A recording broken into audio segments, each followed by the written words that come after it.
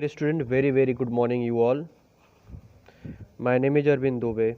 I am your English teacher. Once again, I welcome you all in CPA online classes. You know that right now I am teaching you lesson number 2. The name of lesson is The Fight for Rights. In this chapters, in this lesson, I have taught you some paragraphs. Today you have to watch from the further paragraphs. So must watch from here. The mother smiled and said. यहाँ से आपको देखना है. The mother smiled and said. So listen very carefully and watch video very carefully. If you have any problem, then you can ask me by call or by message. The mother smiled and said. माँ मुस्कुराई और कही. क्या कही? It is a little hard to imagine. कल्पना करना बहुत ही थोड़ा बहुत मतलब लिटिल हार्ड थोड़ा मुश्किल है इसके बारे में कि क्या. But the southern state in the USA till 1960s American could not even drink from the same water fountain as the whites. वो बात करें 1960 के दशक की कि अमेरिका में 1960 ईस्वी में जो अमेरिकन थे could not even drink from the same water fountain, उस जगह पे पानी नहीं पी सकते थे जहाँ सफ़ेद मतलब गोरे लोग पानी पीते थे. मतलब काले लोग वहाँ पानी नहीं पी सकते थे जहाँ गोरे लोग पानी पीते थे. दे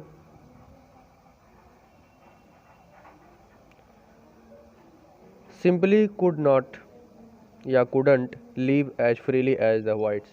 वे जिस तरीके से गोरे लोग स्वतंत्र रूप में रहते थे वैसे अब ये लोग उतना स्वतंत्र नहीं थे, घूम सकते थे, रह सकते थे.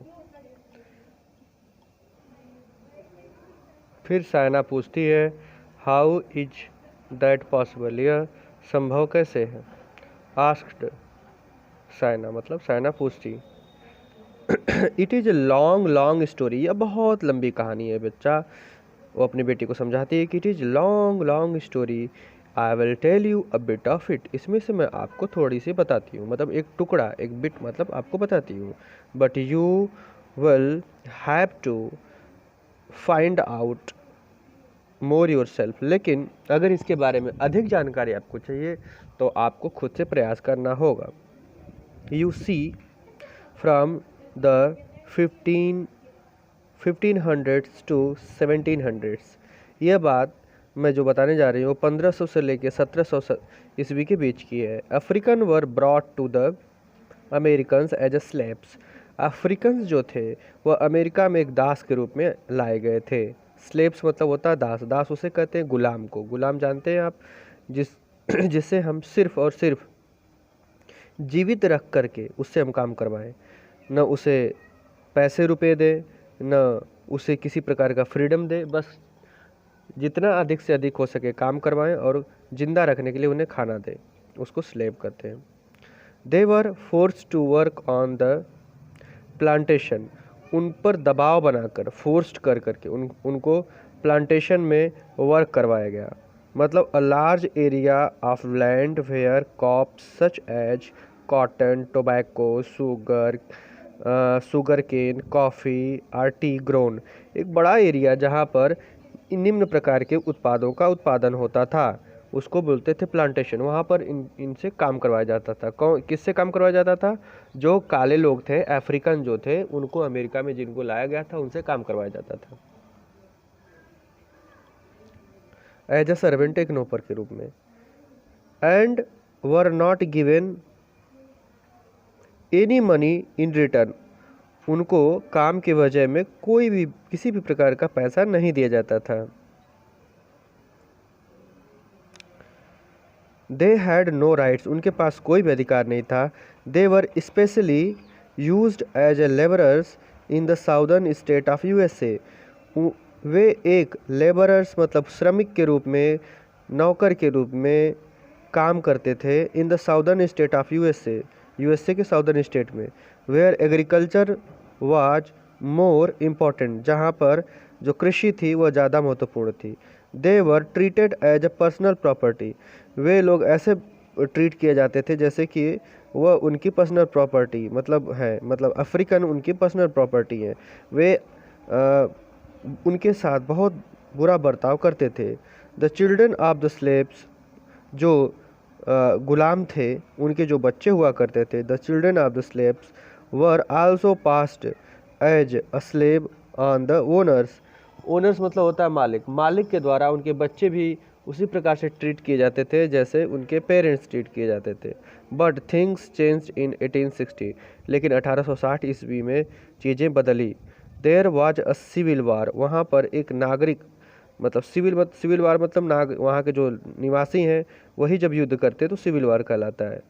Between the north and the south of the country, देश के नॉर्थ और साउथ हिस्से में वहाँ पर सिविल वार हुआ। The north came out as the winner and President Abraham Lincoln finally abolished slavery in 1865। अब यहाँ पर जो विजय हुआ वह नॉर्थ का हुआ, वे विनर हुए और वहाँ के जो प्रेसिडेंट थे अब्राहम लिंकन, वह एबोलिश मतलब होता है टू डिस्ट्रॉय, फिनिश करना, ख़त्म करना। स्लेवरी मतलब दास्ता, उन्होंने दास्ता को ख़त्म कर दिया, समाप्त कर दिया। जैसे कि बच्चों आप यहाँ पे स्लोगन देख सकते हैं, we serve with only no Spanish and Mexican. यहाँ पर कुछ स्लोगन है, वो उस समय का है जब इस प्रकार का प्रोटेस्ट हुआ था। Satisfied at what she believed to be a happy ending, Saina said, so the whites and Africans lived equally, that's good. इस चीज़ से संतुष्ट होकर कि कहानी समाप्त हो गई, जो बातें हैं समाप्त हो गई, अच्छी एंडिंग हो गई। सेटिस्फाइड व्हाट शी बिलीव्ड, जैसा उसको विश्वास था, टू बी हैप्पी एंडिंग का साइना कहती है so the whites and Africans. अच्छी बात है कि जो वाइट्स थे और अफ्रीकन अमेरिकन थे, अब अच्छी बात है कि वे साथ साथ रहने लगे, दैट्स गुड, ये बहुत अच्छी बात है। Mother replied but Saina this was not the end of it, यही सिर्फ इसका अंत थोड़ी ना है, अभी और भी बहुत सारी बातें हैं। You see the whites in the southern states were forced to accept this proclamation. आप इस चीज़ को जानती हैं या आपको बताती हूँ मैं कि जो साउथ स्टेट्स के जो वहाँ के गोरे लोग थे, वह इस प्रकार का जो प्रोक्लेमेशन मतलब होता उद्घोष, एक पब्लिक अनाउंसमेंट को जो किसी मतलब फोर्स्ड मतलब दबाव बनाकर स्वीकार किए थे, अपने मन से स्वीकार नहीं किए थे। द एबोलिस्ड स्लेवरी, वो नहीं चाहते थे कि जो स्लेवरी हो एबोलिश हो, ख़त्म हो। However they did not approve it, इसलिए वो इसको माने नहीं। अप्रूव मतलब स्वीकार करना। Treating the African American equally would mean that they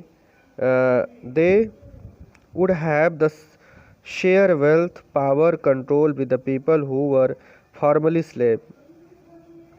अब दास्ता ख़त्म होने का मतलब कि जो दास थे उनके पास अब चीज़ें आ जाती, क्या क्या चीज़ें आ जाती, उनके पास पावर आ जाता, उनके पास धन आ जाता, पैसा आ जाता, फ्रीडम आ जाता, ये बातें। So once the southerners become strong again after the war, they started passing the Jim Crow law. एक बार फिर से जब साउदर्न वाले जो थे वो पावर में आए तो उन्होंने युद्ध शुरू कर दिया और उन्होंने एक नियम बनाया जिसका नाम था जिम क्रो लॉ। अब जिम क्रो लॉ क्या है, इसको आप यहाँ पर देख सकते हैं। Gym Crow law were the racial segregation law enacted between 1876 and 1965 in United States at the state of local level. They discriminated the African American from the whites in using public facilities। अब इसका मतलब क्या था मैं आपको समझा दे रहा हूँ। इसका मतलब ये था कि काले लोगों को अधिकार तो होगा काम करने का, लेकिन एक ही स्कूल में वो पढ़ेंगे, एक ही संस्था में काम करेंगे, लेकिन वो अलग बैठेंगे, गोरे लोगों के साथ नहीं बैठेंगे। मतलब इस तरह का एक नियम आया था कि एक बस में सफ़र करेंगे, लेकिन कुछ सीट जो रहेगी वो काले लोगों की रहेगी और कुछ सीट रहेगी वो गोरे लोगों की। इसका मतलब गोरे लोगों के सीट पे काला लोग, ब्लैक पीपल नहीं बैठ सकते थे, ये रूल्स आया था।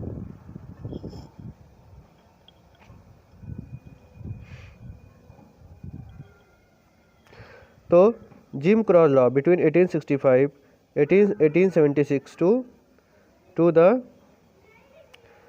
1965. According to this law, the African were treated as on a separate but equal. अलग लेकिन बराबर. What do you mean separate and equal? asked Saina. Saina पूछती है कि क्या आपका मतलब है कि अलग भी हो और इक्वल भी हो, कैसे पॉसिबल है? तो for example, African American could go to school but not to the same ones as a white. African American school तो जा सकते थे लेकिन उस तरीके से नहीं जिस तरीके से गोरे लोग जाते थे. तो यहाँ तक आप इसको देखें. नेक्स्ट वीडियो आपको कल मिलेगा. Thank you. Have a good day.